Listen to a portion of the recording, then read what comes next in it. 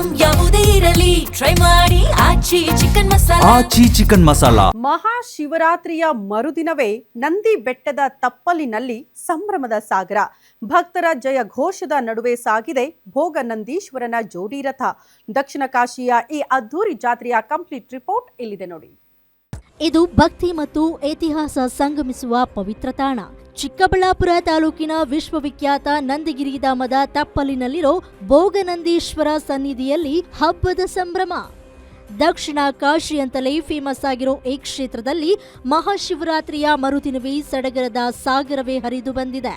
ಸಾಕ್ಷಾತ್ ಆ ಶಿವನೇ ಧರೆಗಿಳಿದು ಬಂದಂತೆ ಭಾಸವಾಗ್ತಿರೋ ಈ ಕ್ಷೇತ್ರದಲ್ಲಿ ಜೋಡಿ ರಥೋತ್ಸವ ಅದ್ದೂರಿಯಾಗಿ ನೆರವೇರಿದೆ. ಮೊದಲು ಗಣಪತಿಯ ಪುಟ್ಟರಥ ಸಾಗಿದ್ರೆ ಆಮೇಲೆ ಭೋಗನಂದೀಶ್ವರನ ಬೃಹತ್ ರಥ ಭಕ್ತರ ಬಲಭುಜದ ಮೇಲೆ ರಾಜಗಾಂಭೀರ್ಯದಿಂದ ಸಾಗಿತು.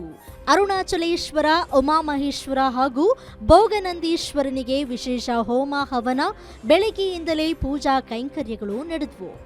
ಇವತ್ತು ಪ್ರತಿ ವರ್ಷದಂತಾನೆ ಗಿರಿಜಾಂಬ ಸಮೇತ ಭೋಗನಂದೀಶ್ವರ ರಥೋತ್ಸವದ ಕಾರ್ಯಕ್ರಮದಲ್ಲಿ 3ನೇ ವರ್ಷ ಪಾಲ್ಗೊಂಡಿದ್ದೇನೆ. ಪ್ರತಿ ವರ್ಷ ಒಂದು ರೀತಿ ಬದಲಾವಣೆಯನ್ನು ನಾವು ನೋಡ್ತಾ ಇದ್ದೀವಿ. ಜನರಲ್ಲಿ ಭಾಳ ಉತ್ಸಾಹ ಜಾಸ್ತಿ ಆಗ್ತಾ ಇದೆ, ಜನರ ಪಾಲ್ಗೊಳ್ಳುವಿಕೆ ಜಾಸ್ತಿ ಆಗ್ತಾ ಇದೆ. ಬಹುಶಃ ಈ ರೀತಿಯಾಗಿ ಜಾತ್ರೆಗಳಲ್ಲಿ ಜನ ಭಾಗವಹಿಸುವಂಥದ್ದು ನಮ್ಮ ಭವ್ಯ ಭಾರತೀಯ ಸಂಸ್ಕೃತಿ ಪರಂಪರೆ ಉಳಿಲಿಕ್ಕೆ ಇದು ದೊಡ್ಡ ಮಟ್ಟದಲ್ಲಿ ಸಹಕಾರಿಯಾಗುತ್ತೆ. ಈ ಅದ್ದೂರಿ ಜಾತ್ರೆಯನ್ನ ಕಣ್ತುಂಬಿಕೊಳ್ಳಲು ಬರೀ ರಾಜ್ಯದ ಭಕ್ತರಷ್ಟೇ ಅಲ್ಲ, ಪಕ್ಕದ ಆಂಧ್ರ, ತೆಲಂಗಾಣ, ತಮಿಳುನಾಡು ಹಾಗೂ ಮಹಾರಾಷ್ಟ್ರದಿಂದಲೂ ಲಕ್ಷಾಂತರ ಜನರು ಆಗಮಿಸಿದ್ರು. ಶಿವರಾತ್ರಿಯ ಜಾಗರಣೆ ಮುಗಿಸಿ ನಂದೀಶ್ವರನ ದರ್ಶನ ಪಡೆದು ರಥ ಎಳೆದ ಭಕ್ತರ ಮೊಗದಲ್ಲಿ ಧನ್ಯತಾ ಭಾವ ಎದ್ದು ಕಾಣ್ತಾ ಇತ್ತು. ನಂದಿ ಜಾತ್ರೆ ನೋಡೋದಕ್ಕೆ ತುಂಬಾ ವರ್ಷಗಳಿಂದ ನಡೀತಿದೆ. ತುಂಬಾ ಚೆನ್ನಾಗಿದೆ ನೋಡೋದಕ್ಕೆ. ಜನಸಾಗರ ತುಂಬಾ ಬಂದಿದೆ. ಮಕ್ಕಳು ಆಟ ಶ್ರಮ ನೋಡಿದೆ. ದೇವ್ರ ದರ್ಶನ ಚೆನ್ನಾಗಿತ್ತು. ಜನಸಾಗರ ಚೆನ್ನಾಗಿ ಬಂದಿದ್ದಾರೆ. ಎಲ್ಲ ಚೆನ್ನಾಗಿದೆ. ಜೋಡಿ ರಥೋತ್ಸವ ತುಂಬಾ ಚೆನ್ನಾಗಿದೆ. ಚೆನ್ನಾಗಿ ದರ್ಶನ ಆಯ್ತು. ರಥೋತ್ಸವ ತುಂಬಾ ಇಷ್ಟಪಟ್ಟು. ವ್ಯವಸ್ಥೆ ಎಲ್ಲ ಪರವಾಗಿಲ್ಲ ಸರ್. ಊಟ ವ್ಯವಸ್ಥೆ ಎಲ್ಲ ಚೆನ್ನಾಗಿ ಮಾಡಿದ್ದಾರೆ. ನೀರು ವ್ಯವಸ್ಥೆ ಎಲ್ಲ ಚೆನ್ನಾಗಿದೆ. ಪರವಾಗಿಲ್ಲ ಸರ್. ಅದೇ ಫಸ್ಟ್ ಟೈಮ್ ಜಾತ್ರೆಗೆ ಬಂದಿರೋದು.